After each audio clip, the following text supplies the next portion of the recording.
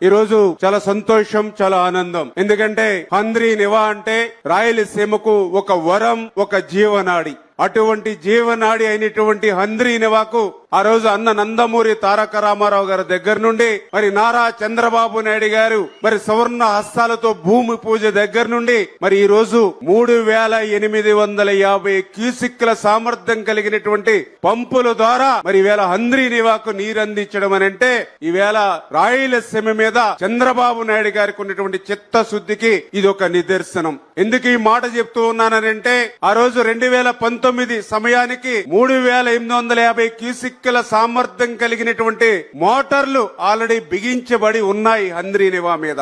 ఆ రోజు అధికారంలోకి వచ్చినటువంటి ముఖ్యమంత్రి 2020 కల్లా హంద్రీ నివాను వైండింగ్ చేసి లైనింగ్ చేసి ఆ 3 నుండి మరి నారా చంద్రబాబు నాయుడు గారు మరి సువర్ణ హస్తాలతో భూమి పూజ దగ్గర నుండి మరి ఈ రోజు 3850 క్యూసిక్ల సామర్థ్యం కలిగినటువంటి పంపుల ద్వారా మరి ఈవేళ హంద్రీ నివాకు నీరందించడం అని అంటే ఈవేళ రాయలసీమ మీద చంద్రబాబు నాయుడు గారికి ఉన్నటువంటి చిత్తశుద్ధికి ఇది ఒక నిదర్శనం. ఎందుకు ఈ మాట చెప్తూ ఉన్నానంటే ఆ రోజు 2019 సమయానికి 3850 క్యూసిక్ల సామర్థ్యం కలిగినటువంటి మోటార్లు ఆల్రెడీ బిగించబడి ఉన్నాయి హంద్రీ నివా మీద.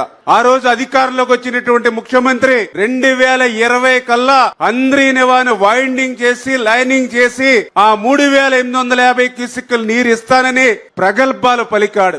ఒక సంవత్సరం కాదు కదా, 5 సంవత్సరాలు 2019 నుంచి 2024 వరకు 5 సంవత్సరాల్లో హంద్రీ నివా మీద ఒక తట్ట మట్టి తీయలేదు, హంద్రీ నివా మీద ఒక్క రూపాయి ఖర్చు పెట్టలేదు, హంద్రీ నివా మీద ఒక్క అరబస్తా సిమెంట్ పని చేయలేదు. పనులు చేయకపోతే చేయకపోయాడు. ఇంకా ఎంత అన్యాయం అని అంటే ఆ రోజుల్లో ఏదైతే ఆ యొక్క మోటార్లకు అయినటువంటి కరెంటు బిల్లులు కూడా బకాయి పెట్టినటువంటి వ్యక్తి ఆ రోజు ఉన్నటువంటి ముఖ్యమంత్రి. అంటే నాకు తెలుసుండి నేను పరిశీలించిన దాని మీదట ఈ యొక్క రాయలసీమకు ఏ ముఖ్యమంత్రి చేయనటువంటి ద్రోహం దగ జగన్మోహన్ రెడ్డి చేశాడనే దానికి హంద్రీ నివా యొక్క ఉదాహరణ అని చెప్పి సందర్భంగా తెలియజేసుకుంటూ 5 సంవత్సరాల్లో ఆయన చేయనటువంటి పనిని 5 సంవత్సరాల్లో మరి ఆ 3850 క్యూసిక్లకి సామర్థ్యం అవసరమైనటువంటి వైండింగ్ ఆయన చేయనటువంటి పనిని ఒక్క సంవత్సరంలో చేసి చూపించినటువంటి